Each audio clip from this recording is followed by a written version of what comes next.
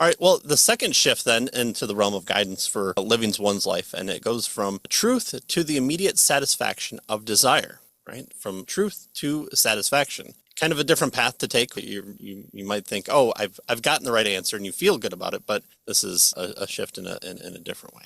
Scientism tells us that there's no truth related to the meaning and purpose of life. Right. This is, the nihilistic of it all. Go to work, keep going to work, and one day you'll wind up dead, and then you won't have to go to work. There's a difference, the difference between right and wrong, or virtue and vice, life and death, and of course God himself. All those, there's kind of no truth because, again, what does scientism deal with? It deals with the hard sciences. It deals with the natural world, and you can't titrate it. You can't do a scratch test. You can't break, virtue down to its basic elements and reconstitute it in a different way. So if it can't touch it, therefore there's no truth related to it. So this is the fish being asked to climb a tree. It's just going to continue to swim in its bowl. And even if there were truths in the area, no one could have a clue as to what they are. It follows that truth as the first priority guide for living must be dethroned. If you're talking about it and it's not science, get out of the way, because we're here with the answers. We can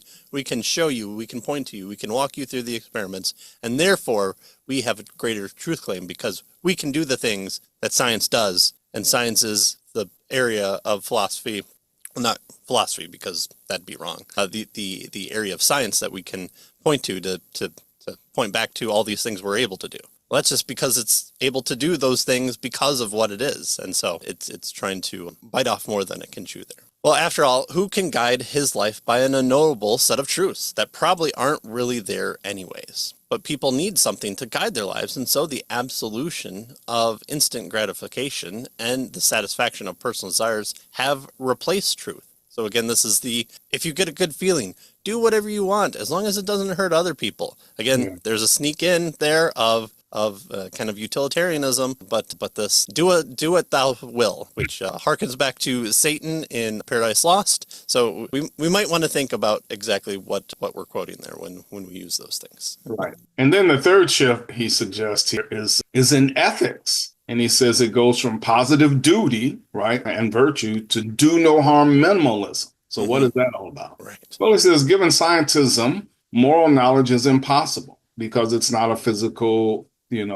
material thing that science studies. And so there is no knowledge attached to it because science can't study that. It's not a physical thing. And so moral knowledge is impossible. And so the loss of moral knowledge, then, he tells us, has meant a shift from a view in which duty and virtue are central to the moral life to what he calls a minimalist ethical perspective. He tells us to remember that moral rules without knowledge degenerate into customs, such as don't eat your peas with a knife. And he says customs then are too trivial to marshal the courage and effort needed to live by and internalize them. And so minimalist ethics, he says, can be expressed in a single proposition, something like this. One may morally act in any way one chooses, so long as one does not do harm to others. So that's it. That's your minimalist ethics. Do whatever you want.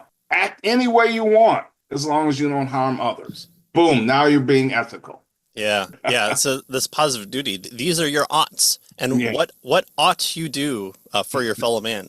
And so we have laws, at least here in America, of ironically entitled the Good Samaritan Law. And so the Good Samaritan Law kind of gives you legal protection if you cause harm while you're pulling someone out of a burning car and you break their arm. Well, you're not held responsible for that broken arm legally or civilly because you're doing what's best to preserve life. And so you have legal protection there. But what some people also don't realize that Good Samaritan Law does is it provides you coverage for not helping. So you come across a drowning child and you don't want to get your hair wet that day. Well, you have no obligation to jump in and save that person. So you are legally protected. You have no positive duty to jump in and save the drowning child. And so you can be free to do no harm. You're not harming the child by jumping in and letting them drown. They're already drowning. So you have no duty to jump in.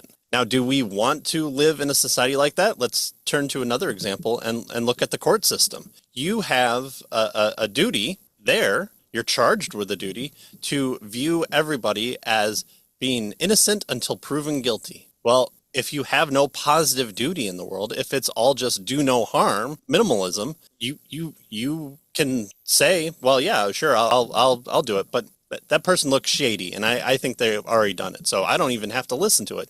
I know that he's killed the woman across the hall because he looks shady, and so that's how I'm going to make my personal decision. But before we built into cultures this the Greeks term it the paideia of utilizing education to form the person for the purpose of making a good society. So this divorce between individualism and community has really come about. Especially, it's easy to blame American independence, but I think from the too broad definition of applying that broad sense, I think we've gotten away from what type of independence we're talking about there. So Right. so when we talk about these duties, that seems like such a foreign tongue these days of oh, I have obligations to fellow people. I should treat others as the way that I wanted to be treated. So if I'm drowning, I would want somebody to come in. And yeah, if you have to break my arm to save me from drowning, please do. So the legal protection is fine there, but there is still a duty, hopefully, to come across a drowning child or me, so especially me, and save me. So please do. Everyone has my permission to save me from drowning. So thank you.